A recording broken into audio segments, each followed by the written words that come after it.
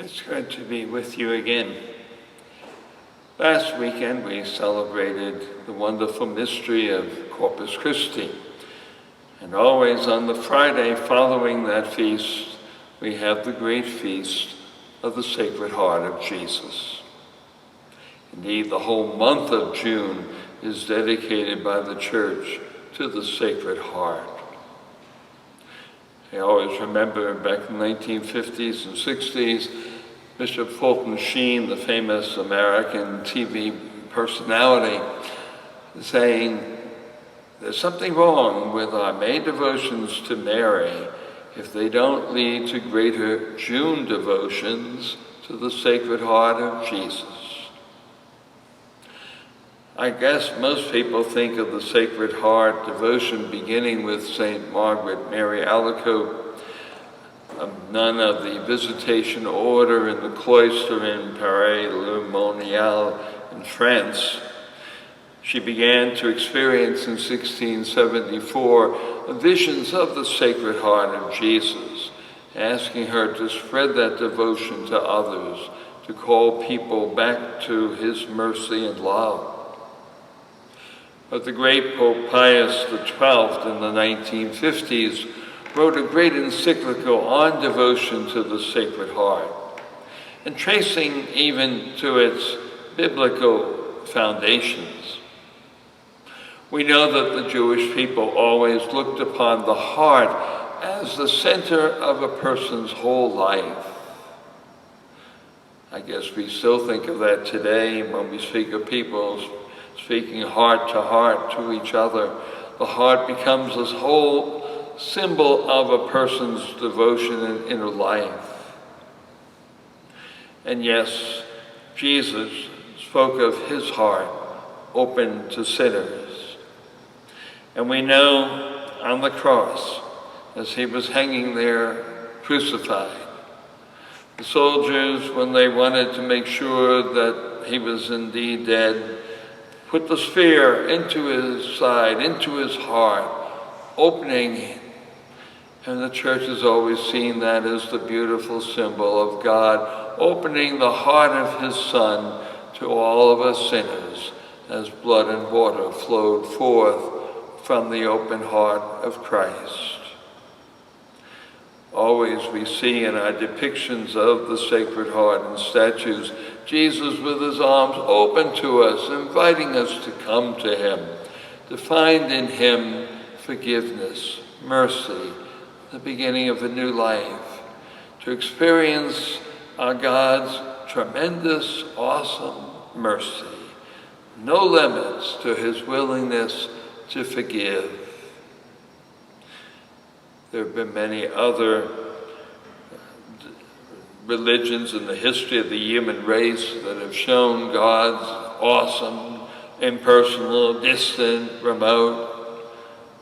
Our God in the Christian religion is so close to us, so intimate, always inviting us to come into his very heart and experience his mercy. Pope Francis has certainly been emphasizing a great deal throughout his ministry as a Holy Father, the mercy of Jesus Christ, the mercy that is to be extended to others. We are the instruments of that mercy.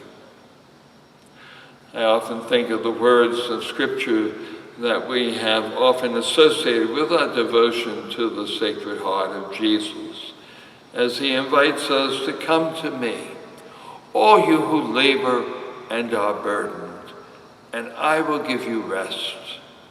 Take my yoke upon your shoulders and learn from me, for I am gentle and humble of heart.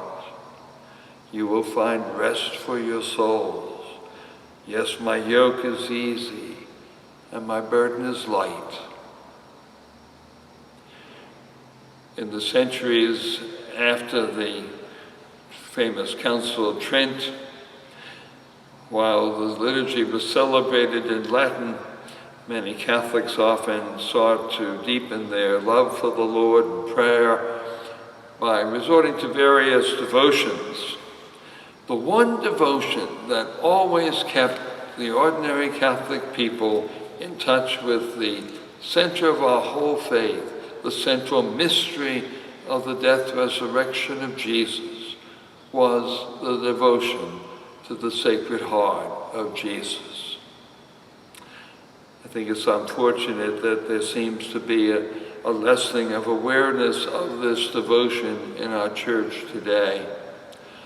I hope that this celebration of the Sacred Heart this year will be a special day for you to ponder the God who loves you, the God who has gone to such great extent in Jesus to show us there is no limit to his mercy, his forgiveness. He calls us to himself. Come to me. Come with all of your burdens, all of your sinfulness, all of your limitations, all of your fears and anxieties. Come and enter into my heart that I have opened for you.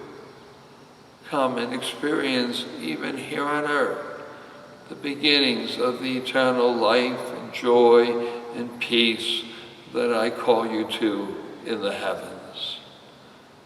I hope you too will find in the devotion to the Sacred Heart of Jesus a great source of comfort, a great source of hope, and be eager to spread to others that message of mercy, forgiveness, and peace.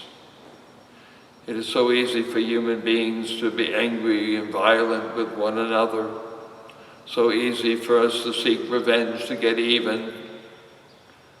But the heart of Christ calls us to forgiveness. That is the way to real peace in our hearts and in our society. Yes, come to me, all you who labor and are burdened, and I will give you rest. Take my yoke upon your shoulders and learn from me, for I am gentle and humble of heart, and you will find rest for your souls.